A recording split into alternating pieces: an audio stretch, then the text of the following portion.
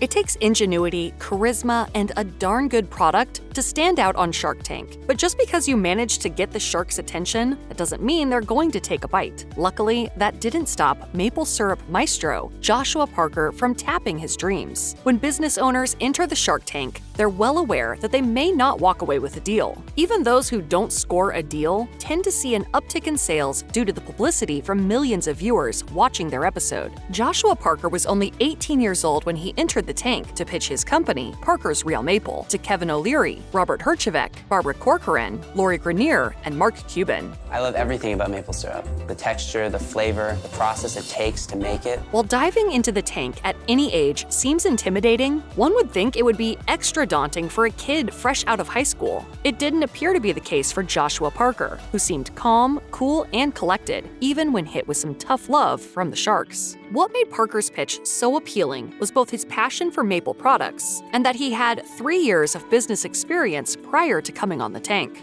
Even though all the Sharks welcomed Parker with a warm reception and enjoyed his products, the final decision was not what Parker had hoped for. Parker's episode aired on October 21, 2016, during Season 8. When he entered the tank, he shared his story with the Sharks. When I was 11 years old, I went on a school field trip to learn how maple syrup is made.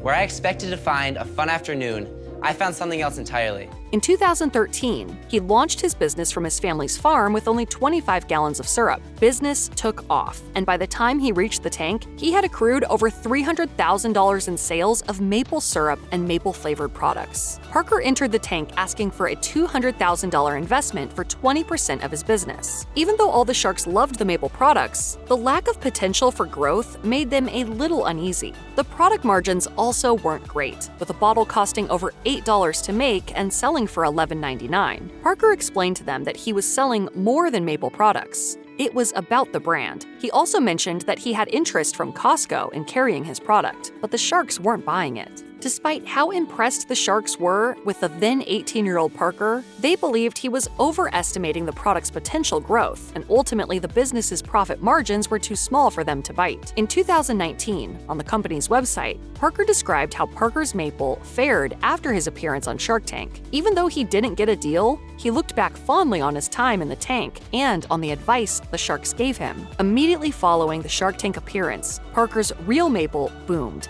and they received over 7,000 orders in the week following the episode. Parker explained on his site, "This was more than I could have ever imagined. And if you've been a customer long enough, since that week, you know that it took us a long time to get most of the orders out." After the initial Shark Tank success, Parker was determined not to join the ranks of companies that don't capitalize on the Shark Tank bump and end up going out of business. He succeeded in keeping the dream alive, and the amount of orders and sheer volume became too great to continue producing at the family farm. Parker's Real Maple Syrup moved production in 2017 to another location in his hometown. Parker's Maple had a $10 million valuation by 2020. In June of that year, Parker's Real Maple was acquired by the Forest Farmers, a company started by Michael Farrell, one of Parker's earliest teachers and mentors. The Forest Farmers had over 10,000 acres over 2 locations in New York and Vermont. Parker's Real Maple continues to be a major player in the syrup business, which is estimated to be worth over $2 billion by 2028. Parker's Real Maple variety of syrups, maple butter, and maple cotton candy are available at national grocers like Whole Foods, Walmart, and H-E-B. The company hasn't had a strong social media presence since 2021 when it launched the maple syrup squeeze bottle. The latest product launch appears to have been in 2022, when the company introduced a naturally reduced sugar version of maple syrup.